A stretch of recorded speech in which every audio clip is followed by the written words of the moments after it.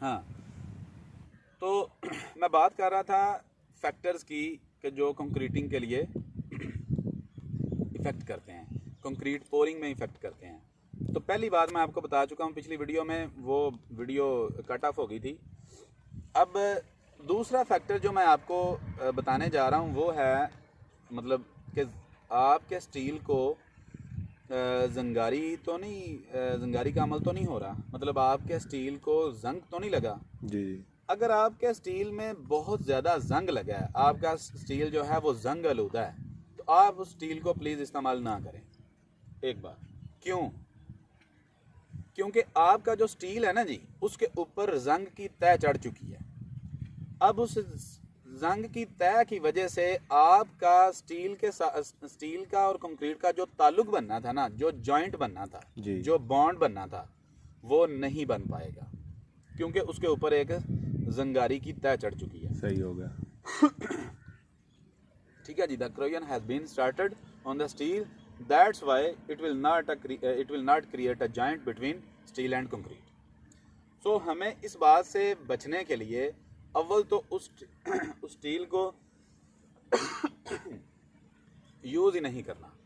अगर फ़र्ज़ करें उसको यूज़ करना पड़ ही गया है जी। तो आप उसको कम से कम ऐसे रब करें, कोई रेगमाल ले लें या कोई सख्त कपड़ा ले लें, कम से कम इतना कि उसको साफ़ कर दें कि उसके ऊपर जो ज़्यादा जंगारी वाला अमल था उसको थोड़ा कम कर लें। मतलब स्टील के कुछ हिस्सा आपको नज़र आना शुरू हो गया, आप समझ रहे हैं कि अब आपको सरिये के ऊपर जो लोहे की असल खासियत है वो नज़र आना शुरू हो गई है। थोड़ा बहुत जंग रह भी गया तो नो प्रॉब्लम, मगर बेहतर तो ये है कि आप उसको इस्तेमाल ना करें। अगर करना मजबूरी बनी गई है कि आपने खरीद लिया हुआ था और मतलब साल पूरा पड़ा रहा है, तो अब उसको इस्तेमाल करना मजबूरी है हमारी कि पैसा ज़ाया होगा अदरवाइज, तो आप फिर क्या करेंगे, उसको थोड़ा सा रेगमाल के साथ साफ कर लेंगे या किसी सख्त कपड़े के साथ साफ कर लेंगे, तो फिर उसको इस्तेमाल करेंगे। ठीक है जी, इस तरह से आपका जो स्टील और कंक्रीट में जो बॉन्ड है ना वो अच्छे तरीके से बन पाएगा। सही हो गया। अब ये था आपका दूसरा फैक्टर। ठीक है जी, अब तीसरा फैक्टर ये है कि कुछ लोग ऐसा करते हैं कि पहले कंक्रीट करते हैं आधी, फिर उसके ऊपर स्टील डालते हैं, या फिर स्टील ऑलरेडी डल चुका होता है और कंक्रीट करते हैं तो कंक्रीट समझते हैं कि सरिये के नीचे नीचे कंक्रीट हो गई है, अब ऊपर बाद में कर लेंगे। ठीक है जी, अब इस तरह से आपकी कंक्रीट मोनोलिथिक नहीं बनेगी। मोनोलिथिक मतलब यकजान। सही। आपकी कंक्रीट ऐसे मोनोलिथिक नहीं बनेगी। आपकी कंक्रीट को मोनोलिथिक बनने के लिए, यकजान बनने के लिए, भाई आपको टेंशन जोन और कंप्रेशन जोन में एक साथ कंक्रीट डालनी होगी। सही हो गया। एक साथ कंक्रीट डालनी होगी, अदरवाइज आपकी कंक्रीट में जॉइंट आएगा और वो जॉइंट ऐसे ही समझें जैसे आपने बहुत कोई कमज़ोर किस्म की छत डाल दी है। थोड़ा सा ऊपर आप थ्रस्ट डालें, थ्रस्ट पैदा करें तो आपकी छत मतलब क्रैक्स आएंगे, बल्कि गिर जाएगी। ठीक है जी। अच्छा, अब उसके बाद बात आती है जी कि कंक्रीट करने के दौरान इसके बाद कोई और अमल क्या हो सकता है जो जिसको ख्याल करना चाहिए। तो आपका जो चौथा अमल है, जो चौथा ख्याल करने वाला अमल है वो ये है कि आपने कंक्रीट करने के दौरान पानी को, यानी आप अपने कंक्रीट के स्लम्प को 4, 4.5, 3.5, पौने 4, 5 के दरमियान रखना है।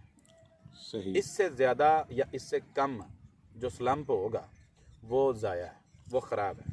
सही। एक्चुअली सम टाइम तो स्लम्प डिपेंड भी करता है, मगर मैं जो कॉमन बात है, जो एक इंटरनेशनल स्टैंडर्ड है, मैं उसकी बात कर रहा हूँ। आम तौर पे जो बेहतरीन स्लम्प जाना जाता है वो पौने 4 से 4.25 तक है। पौने 4 से 4.25। सही। अब कुछ लोगों को तो जाहिर है, जो टेक्निकल हजरात हैं, जो मेरे उस्ताद अहबाब हैं, दोस्त अहबाब हैं, मतलब जो इंजीनियर हजरात हैं फेसबुक पे देखने वाले या यूट्यूबर्स, उनको तो स्लम्प का तो पता है, मगर मैं जो नॉन टेक्निकल पर्सनस हैं, मतलब उनमें से बहुत सारे लोग हैं जो मुझे आजकल देख रहे हैं, उनके लिए मैं ये बात करना चाह रहा हूँ कि स्लम्प बेसिकली एक टेस्ट है।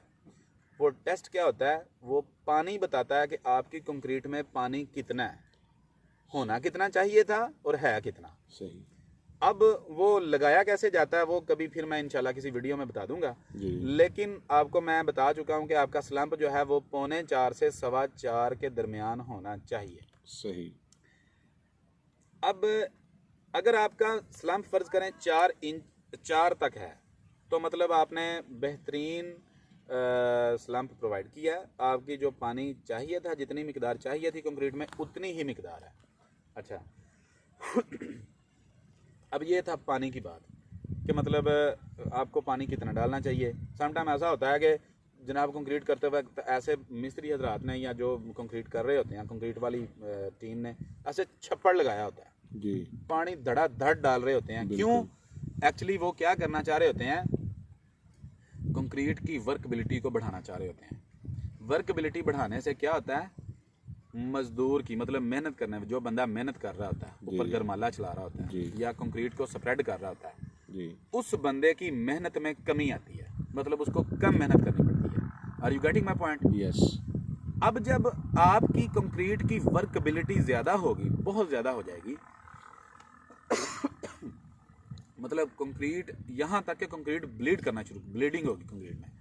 इस टेक्निकल टर्म कहते हैं ब्लीडिंग। जब ज्यादा पानी डाल देंगे तो कंक्रीट में से ब्लीडिंग होना शुरू हो जाएगी। जब ब्लीडिंग होगी तो कंक्रीट सेग्रीगेट करना शुरू कर देगी। जब कंक्रीट की सेग्रीगेशन शुरू हो जाएगी तो the concrete has been exposed, फारग हो गई। ओके। अच्छा, अब इन तमाम तर चीज़ों को मद्देनजर रख के कंक्रीट करनी चाहिए। मतलब कम पानी डालना चाहिए और बहुत ज़्यादा कम भी नहीं डाल देना चाहिए। मसलन ऐसा ना हो गया आपका स्लंप 2 इंच आ जाए या 2.5 इंच आ जाए 3 से कम आ जाए, तो फिर क्या होगा, आपकी कंक्रीट के अंदर जो आपके मसाम है ना, वो फिल नहीं होंगे। जब मसाम फिल नहीं होंगे, उन मसामों को कहते हैं प्रोस्टी। आपकी प्रोस्टी बहुत ज़्यादा होगी तो आपकी कंक्रीट गैर मजबूत होगी। आपकी प्रोस्टी जितनी कम होगी, आपकी मसामियत, कंक्रीट के अंदर जितनी वो मसाम होते हैं, वो जितनी कम होगी उतनी मजबूती ज़्यादा होगी। इसलिए आपकी प्रोस्टी कम से कम होनी चाहिए, आपके कंक्रीट के अंदर मसामियत कम से कम होनी चाहिए। अब मसामियत कम से कम कैसे करेंगे भाई? मसामियत को कम से कम करने के लिए आप वाइब्रेटर चलाएंगे।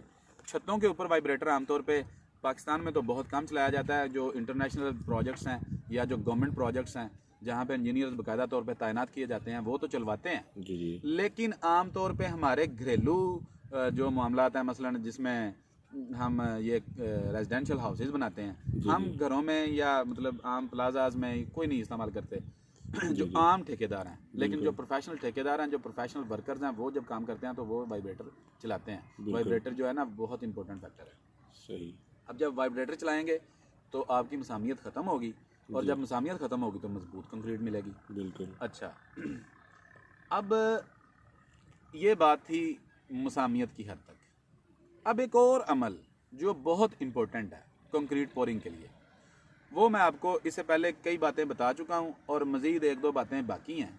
वो और वैसे तो बहुत सारी बातें बाकी हैं, लेकिन जो डिस्कसेबल बातें हैं ना, वो मैं आपको डिस्कस करना चाह रहा हूँ एक्चुअली, जो ज़्यादा इम्पोर्टेंट है। जी जी। अब उनमें से एक ये भी है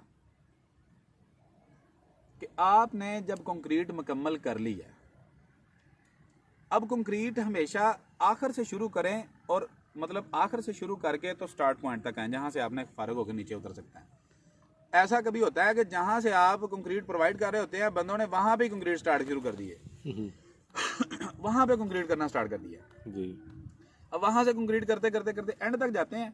अब वहाँ से नीचे छलांग तो लगा नहीं सकते हैं। अब वहाँ से फिर क्या करते हैं, फट्टे रखो जी। अब फट्टे रख के फट्टे के ऊपर चलते चलते चलते चलते ही फट्टों के ऊपर आ रहे हैं, वो फट्टों के निशान पड़ जाते हैं, मामला सारा ख़राब हो जाता है। बिल्कुल भाई, आपको ऐसा करना चाहिए कि आप वहाँ से स्टार्ट करो जहाँ से आपने उतरना नहीं है, यानी काम करते ख़त्म करने के बाद जहाँ से गुजरना नहीं है। बात करने का मकसद ये है। जी जी। ये ज़रूरी छत की बात नहीं, ये फर्श की भी बात है कि बिल्कुल। फर्श को आप वहाँ से स्टार्ट करो जहाँ से आपने काम ख़त्म करने के बाद गुजरना ना हो। सही। अब इस बात से क्या साबित हुआ कि आप कंक्रीट एंड से करना स्टार्ट करें एंड से मुराद ऐसी जगह जहां से आप बाद में गुजरेंगे नहीं, वहां से कंक्रीट स्टार्ट करें। और जहां से आपको गुजरना आपकी मजबूरी है, आपने नीचे उतरना है या फर्श का कंक्रीट कर रहे हैं तो आपने बाहर निकलना है, तो उसको सबसे एंड पे उसका कंक्रीट करें। ठीक है जी, ये भी बहुत इंपॉर्टेंट फैक्टर है। अब इसके बाद कंक्रीट मुकम्मल हो गई है, उसके बाद अमल आता है क्यूरिंग का। क्यूरिंग कॉल्ड तराई। अच्छा तराई पंजाबी में या उर्दू में तराई है, जी। इंग्लिश में इसको क्यूरिंग कहते हैं। अब क्यूरिंग जो है बेसिकली बहुत इंपॉर्टेंट फैक्टर है। क्यूरिंग अगर नहीं की तो आप ऐसे ही समझें कि द कंक्रीट और the roof which you have provided on your house that is made by mud. Without curing that is made by mud. Okay. वो मड है, गारा है, ठीक है जी। Without curing your concrete is the mud. अब कुछ लोग एतराज भी करेंगे मड कैसे हो सकता है जी। भाई। एक चीज की आपको तवक्को थी 100% जी। मजबूती की, जी जी। वो आपको चीज प्रोवाइड कर रही है, उसमें पैसा लगा है 100% मजबूती प्रोवाइड करने के लिए। वही आपका पैसा मजबूती आपको प्रोवाइड कर रहा है 30%, तो भाई वो मड ही होगा। इंजीनियर तो 100 से 90 पे आ जाए मजबूती तो उसको डिक्लाइन कर देता है, तो ये तो फिर 100 से 30 पे आ गया। इतनी मजबूती में फ़र्क आता है क्यूरिंग ना करने से या इम्प्रॉपर क्यूरिंग करने से। अब इम्प्रॉपर क्यूरिंग भी होती है जी। ये भी बड़ा इंपॉर्टेंट फैक्टर है। बिल्कुल। इम्प्रॉपर क्यूरिंग बेसिकली कैसे होती है, क्यों होती है? आपने आज कंक्रीट कर दी, रात को कंक्रीट ख़त्म किया, जेठ हाड़ के दिन जा रहे हैं, जून जुलाई में सख्त गर्मी पड़ रही है। अच्छा जी, अब ऐसी गर्मी में, ऐसे हॉट टेम्परेचर में अब क्या करेंगे? शाम को कंक्रीट ख़त्म करके तो सुबह आते वक्त यानी बिफोर सनशाइन यस। आपने मतलब बल्कि सनशाइन शाइन तो वैसे बाद में स्टार्ट होती है, पहले सनराइजिंग होती है। Before sunrising you have to cure your concrete. You have to cure your concrete. Okay. आपने सनशाइन या सनराइजिंग से पहले अपनी कंक्रीट को एक बार क्योर कर लेना है। क्योर कैसे करना है? आप साइडों पे बनिया बनाएं, रेत से बना लें, या कोई आप कोई मजबूत स्ट्रक्चर प्रोवाइड कर दें उसको पानी देने के लिए, क्यूरिंग करने के लिए। मतलब आपने सनराइजिंग से पहले क्यूरिंग करनी है एक बार। अब होता क्या है, आमतौर पे ऐसा नहीं होता है। रात को कंक्रीट डाल के जाते हैं अगले दिन कहते हैं जी 9-10 बजे, 11 बजे, 11 बजे ना, 12 बजे कंक्रीट को पानी दे देंगे। ऐसा नहीं होता। जब सख्त धूप चढ़ चुकी होती है धूप की जो तमाजत है, ठीक है जी, सनशाइन जी। वो आपकी कंक्रीट को जरूरत से ज्यादा गर्म कर चुका होता है। तब क्या होता है? तब आप क्योर करते हो, तब आप पानी देते हो। तब का पानी देना ऐसे ही है जैसे आपके गुर्दे मुकम्मल तौर पे डिहाइड्रेट हो चुके थे और आपने ऊपर से कोका कोला पी ली, सही। आपने ऊपर से पेप्सी पी ली। सही। भाई try to get my point. Okay. इसमें दो बातें क्लियर हो रही हैं, मेडिकली भी और टेक्निकली भी। मेडिकली ये है कि आप जब कभी रोज़ा रखें, सारा दिन आपके गुर्दे डिहाइड्रेट हो चुके होते हैं और शाम को खुदारा कभी पेप्सी या कोई इस तरह की ड्रिंक्स ना लें। मैंने अपनी लाइफ में कभी ऐसा नहीं किया। सही।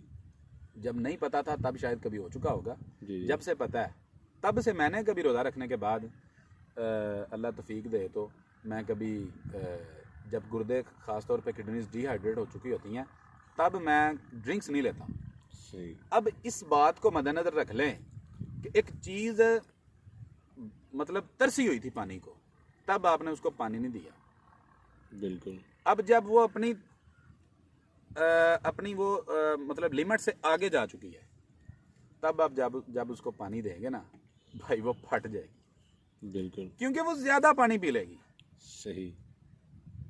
आप जब बहुत ज़्यादा प्यास होती है आपको जी जी। रोज़े के दौरान, तो आप शाम को क्या करते हैं? थोड़ा थोड़ा पानी पीने को तो दिल नहीं करता। ऐसे होता है कि पानी वाले टब के अंदर बैठ जाएं। ऐसे ही है। ऐसे ही है। तो तब क्या होता है? बहुत ज़्यादा पानी पी लेते हैं।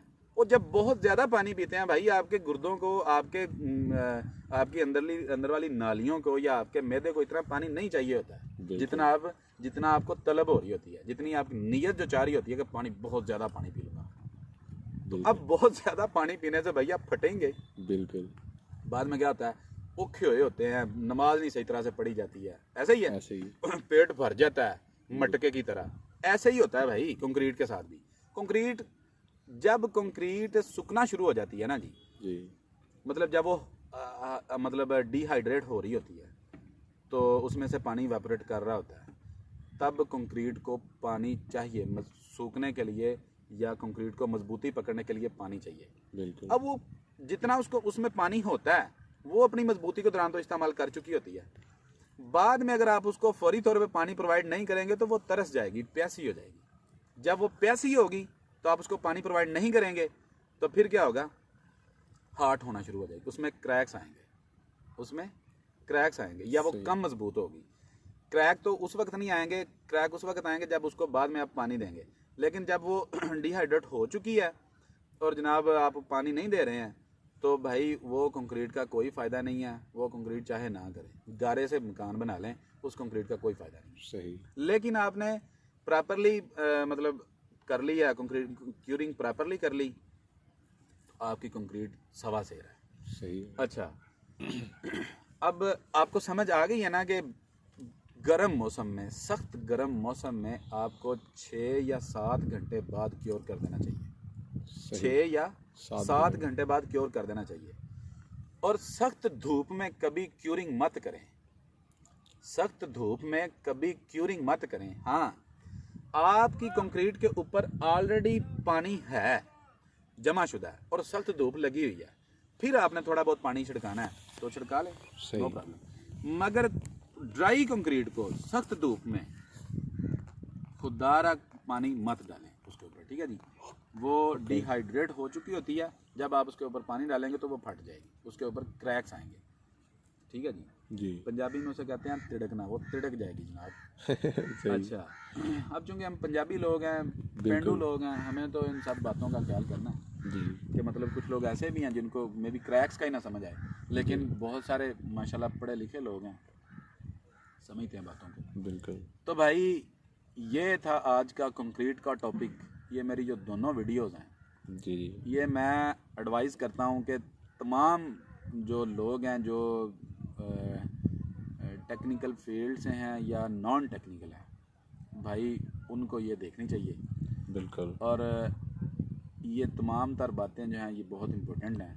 जी जी। अगर कोई बंदा इनसे डिनाई करता है तो फिर वो कर ले भाई, मैं उसको फिर क्या कहूँगा। मतलब वो इंजीनियरिंग रूल से फिर डिनाई कर रहा है। बिल्कुल। ये तमाम तर वही बातें हैं जो जनाब आपके पीएन खन्ना ने भी अपनी बुक्स में लिखी हैं जी, जो मतलब आपके कुलकर्णी ने भी अपनी बुक्स में लिखी हैं, और बहुत सारे इंडियन राइटर्स हैं सिविल इंजीनियर्स, अंग्रेज़ राइटर्स हैं सिविल इंजीनियर्स, पाकिस्तानी तो माशाल्लाह है ही कौन ही ना writer.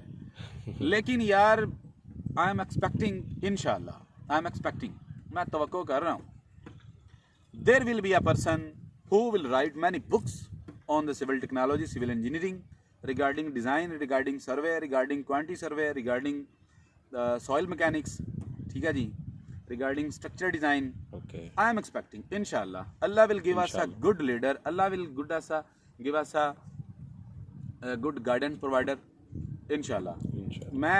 I am sure about it, because technical colleges, technical universities are hard working, but in these days, because corona is in running and its peak point is running now, so maybe some difficulties we are facing in these days due to corona.